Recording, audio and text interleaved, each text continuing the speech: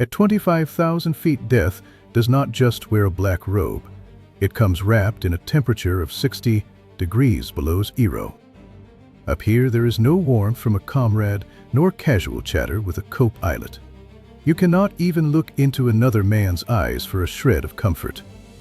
There is only a cramped aluminum cough in measuring 4 feet wide and 5 feet long, with 2 Browning M2 heavy machine guns pointing backward.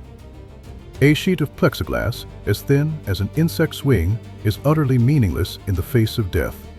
This is the tail gunner position on a B-17. It is recognized by the 8th Air Force as the loneliest job in the war.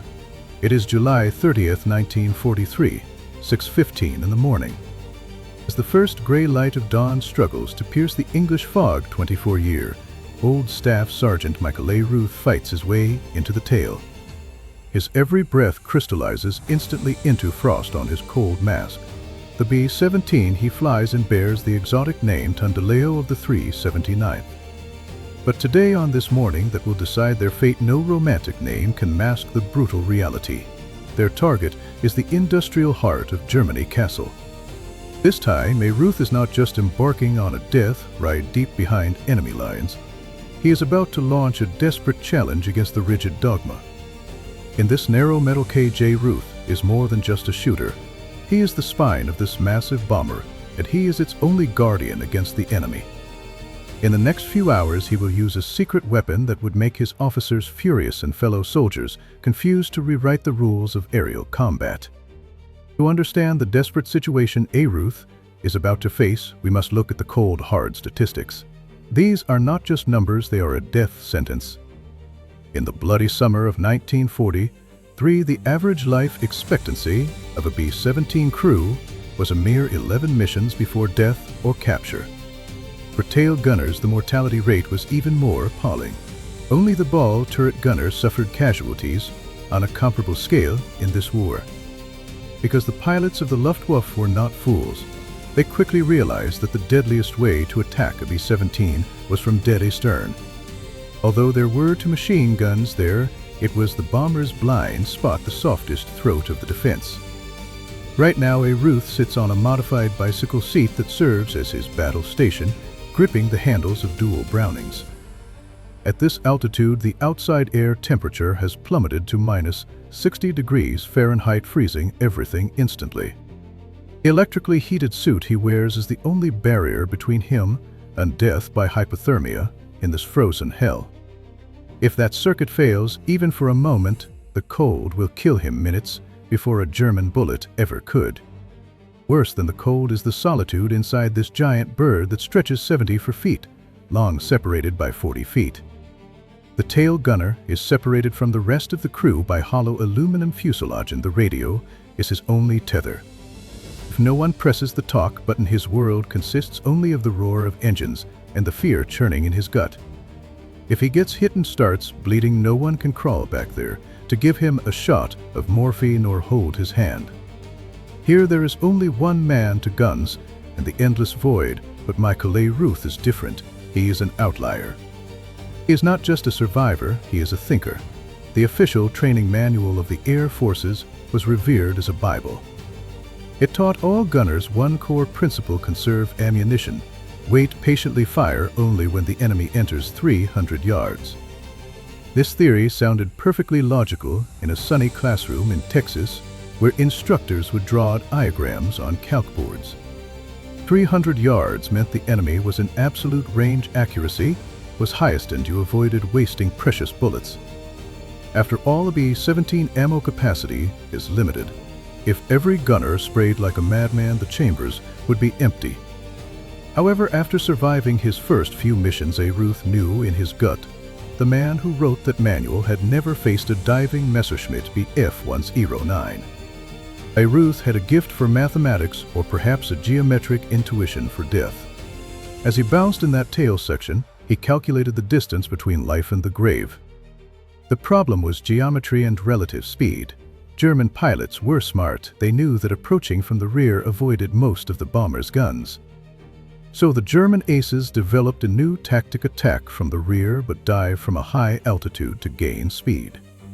Imagine a Messerschmitt Bf-109 closing in from the 6 o'clock position at 350 miles per hour while the B-17 moves at 50. The closing speed seems manageable, but if they used a high-speed slashing attack, that closing speed could instantly spike to 600 miles per hour. Arooth simulated the scenario in his mind. By the time the German fighter enters 300 yards, their cannons have already been firing for seconds. The German 20mm cannon has a range far exceeding the effective kill zone of the Browning. If he waited for 300 yards, it meant 10 seconds of aiming time. In those 10 seconds, a single 20mm high explosive shell hitting the fragile tail would shatter the plexiglass like an eggshell, turning the gunner inside into a reed mist. Wait until you see the whites of their eyes. That was ancient history. In the sky of 1943, that was suicide. Arooth watched his comrades die, seeing tail gunners who followed the doctrine faithfully. He realized that if he wanted to live to make it back to England, he had to throw the damn training manual out the window. So Arooth began his own heresy. He tested his theory on his 6th mission when a B-17 off the right wing was hit. It was a textbook German attack. A fighter cut in from dead ace stern and blew the tail turret to pieces. That tail gunner died without firing a single shot. Why? Because he was waiting for that cursed 300-yard mark. Arooth swore he would not be next. As the roar of engines intensified, 186 B-17 bombers lumbered off. It was not just a takeoff, it was a grand migration. Ground crews watched in the freezing wind as these behemoths disappeared. During the assembly, in the air, 123 P-47 Thunderbolt fighters joined the formation as escorts. These pot-bellied escorts were the bomber crew's best friends. But everyone knew the P-47 had limited range. They could escort the bombers across the channel, perhaps to Belgium, but once they hit the invisible point of no return, dictated by fuel gauges, the bomber stream would have to face the remaining 200 miles into the German heartland alone. Arooth checked his ammo belts. 400 rounds per gun, 800 total. That was the standard loadout for the mission. According to the manual, that was enough. But late the night before takeoff, he had secretly stuffed extra ammo belts. His doubt of dogma turned into action. Although the manual said 800 rounds were enough today, he carried far more. Even if it meant shifting the plane's center of gravity slightly, even if it made takeoff more sluggish, he did not care. At this altitude, ammunition was the only true currency. Everything else was just scrap paper in the face of the enemy. If he was still alive by noon, he would know he was right. If wrong, the only cost would be a closed casket and a telegram. A telegram to his family in Massachusetts. It was a gamble with life as the wager placed on the table of war. The formation crossed the English Channel at 14,000 feet. Arooth watched the white cliffs of Dover shrinking. Ahead lay France, then Belgium, in the heart of Nazi Germany. At this moment, the P-47 escorts rocked their wings. Fuel running low, they had to turn back. In that instant, a massive sense of helplessness blanketed the entire bomber formation. It was like sheepdogs leaving the flock while the wolves had long been sharpening their teeth in the shadows. Arooth tightened his grip on the handles, his eyes scanning the rear sky like radar. At this distance, the bomber group was isolated. Based on past experience, these 200 miles would be a red carpet paved with blood. If you want to see how Arooth challenged the dogma that killed countless gunners with a near-insane method, if you want to know how he held the gates of hell alone against hundreds of German fighters swarming like locusts, please like and subscribe. It helps us bring more forgotten history to light. Back to the sky of 1943. The battle erupted exactly as predicted. As the clock hands pointed to noon, the first batch of German Messerschmitts appeared in view. They were like hungry sharks, circling in the wake of the bomber formation, looking for stragglers or holes in the defense. The first wave of attacks began. For Bf-109 fighters climbed from the southeast, forming an attack vector. Arooth held his breath and started counting. 1 to 4, 8, 12, he stopped counting. At this point, numbers were meaningless. Even with his mathematical gift, he couldn't calculate survival probabilities when the sky was filled with enemy planes.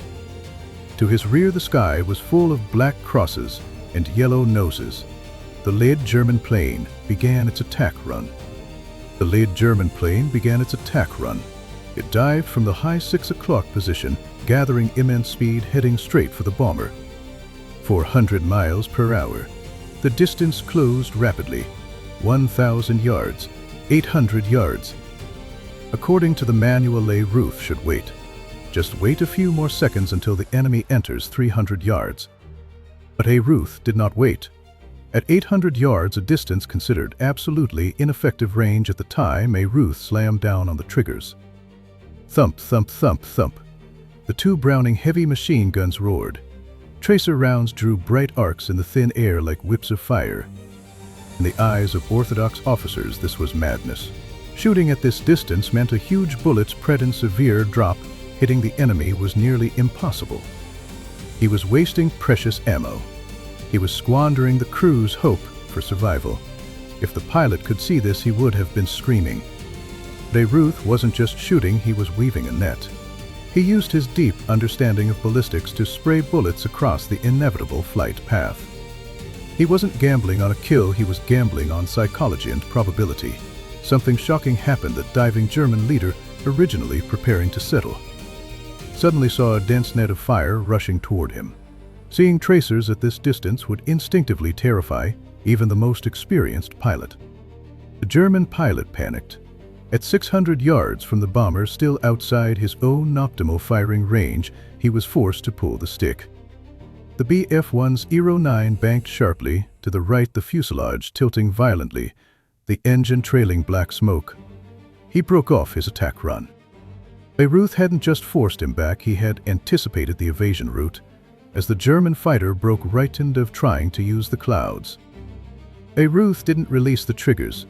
Like a gardener with a high-pressure hose, he calmly moved the muzzle, tracking the tumbling target. At 600 yards, Arooth HS racers finally bit into the prey. A series of bright sparks erupted on the cowling of the Messerschmitt's engine. It was the kiss of death, metal striking metal. Immediately, a thick plume of black smoke spewed out, accompanied by debris. The German fighter lost control, spiraling down like a dead leaf, disappearing into the sea of clouds below. The radio was dead silent. Then erupted with the surprised shouts of other crew members, shooting down an enemy at this distance. It was a miracle, but this was just the beginning. Immediately, a second enemy plane tried to exploit the gap left by firing. Cutting in from a lower angle, this German pilot tried to sneak under Arooth's HS net of fire. It was an extremely tricky angle, requiring the tail gunner to depress the guns to their mechanical limit. Arooth didn't even think, muscle memory took over. He slammed the gun muzzle down, and in that fleeting window of opportunity, he fired again. Another long burst roared out. This time, the bullet soared directly through the wing root of the Focke-Wulf 190 fighter. That was where the fuel tanks were. Even the rugged Focke-Wulf could not withstand a direct hit from 50 caliber, armor-piercing, incendiary rounds. The plane didn't just fall, it disintegrated in mid-air. This was Arooth's HS secret weapon, preemptive strikes and suppression. Long-range suppression, disrupting the enemy's aiming rhythm at all costs. He wasn't just defending, he was attacking. He had turned the tail gun position, originally a defensive weapon, into an offensive hunting platform. However, this insane tactic had a fatal flaw: the rate of ammunition consumption. The barrels of Arooth's HS machine guns were glowing. In just a few minutes, he had fired nearly the amount of ammo the manual allocated for an entire mission. Every pull of the trigger was burning their ticket home. At this moment, it was only 12:29 p.m. The lonely B-17 was still deep in enemy territory, with a long way to go to Kassel. And on the radar screen, more red dots were gathering. The real test was just beginning. Arooth glanced at the pile of shell casings at his feet, the spent chips of this high-stakes gamble. Just then, dead astern a B-F-1's Aero 9G, the latest model equipped with even heavier firepower, locked on to the 6 o'clock. It was like a duel between cowboys, only happening at 20,000 feet. This time the opponent did not evade. This German pilot was clearly a veteran, or perhaps just enraged. He flew straight into Arooth's rain of bullets. Both sides were firing. Arooth could clearly see the muzzle flashes flickering on the enemy's wings. It was the wink of death. And in that instant, a massive impact shook the entire B-17 to its core. The world seemed to explode. It was the sound of 20mm cannon shells piercing organic glass, a high-pitched tearing noise followed by a roar. Michael Arooth felt a massive force slam him backward, as if he had been hit head-on by a speeding truck. This pilot was coldly professional, pushing through Arooth's storm of bullets to pull his trigger at point-blank range. The explosion happened on his left side. The fragile resin glass shattered like a soap bubble before the high explosive round. Shrapnel glass shards and blasted aluminum skin instantly filled the cramped tail turret. Arooth felt a searing pain. Not a sharp sting, but a dull, crushing agony, as if his bones had been pulverized by a sledgehammer. Hot metal fragments were deeply embedded in his flesh, but that wasn't the worst of it. The hydraulic lines were severed. Red hydraulic fluid sprayed out like arterial blood, instantly coating the interior of the turret and his flight mask. At the same time, the -60-degree wind howled in through the gaping hole, stripping away the meager warmth. Arooth tried to return fire, but he realized with despair that the left Browning heavy machine gun had been completely jammed. The bolt was twisted, the weapon rendered into useless scrap iron. At this moment, he was critically wounded. His left arm was nearly numb, his vision blurred by hydraulic oil, and half his firepower was paralyzed. That vicious BF-1's Euro 9 was still pouring fire, trying to saw the tail off the B-17. An ordinary man might have given up from shock or terror, but in such extreme desperation, the survival instinct triggers ferocity. Arooth didn't check his wounds or wipe the oil. With his functioning right hand, he death-gripped the handle of the only remaining gun. This was Michael Arooth's war. Not for medals, not for the country, but simply to ensure the 9 brothers in front of him could go home. He operated that heavy 50-caliber machine gun with one hand, enduring the tearing pain in his left shoulder. He leaned his entire body weight against the gun stock, using his own body as a mount to force a lock on the target. The German pilot clearly didn't expect this dead stinger to still have venom. At a distance of less than 400 yards. Arooth's last and produced a miracle. A stream of armor-piercing incendiary rounds swept across the cockpit and engine route. This time there was no black smoke, no evasion. The German fighter disintegrated in mid-air. A massive fireball bloomed behind Tondelayo, a blood-red rose opening at 20,000 feet. This was Arooth's third confirmed kill of the day. As the debris vanished, the adrenaline began to fade and the pain rushed in. But he couldn't pass out. The battle wasn't over. More German fighters were circling, looking for another chance to strike. Arooth fought to stay conscious, using one hand to maintain his watch. He was bleeding, the blood running down his sleeve. In the sub-zero cold, the blood froze into red crystals the moment it hit the metal. The navigator's voice crackled. The navigator said, as predicted, "We are approaching the coastline." To Arooth, it sounded like a choir of angels. When Tondelayo finally wobbled across the English Channel and touched down on that familiar green field, Arooth was semi-comatose. When the ground crew rushed up to open the tail hatch, they were stunned by the sight. The entire tail turret looked like a slaughterhouse. It was coated in red hydraulic fluid and frozen clots of blood. Bullet holes were everywhere. The young sergeant was like a sculpture frozen in a block of ice, his hand still death-gripped. That day, the 379th Bombardment Group suffered heavy losses. But under Arooth's protection, Tondelayo brought every crew member back. Arooth was rushed to a field hospital. Surgeons removed multiple pieces of shrapnel from his arm and shoulder. By all logic, this should have been the end of his war. Recipients of the Purple Heart were usually sent home. to be instructors or to wave at crowds during war bond tours. But he didn't go.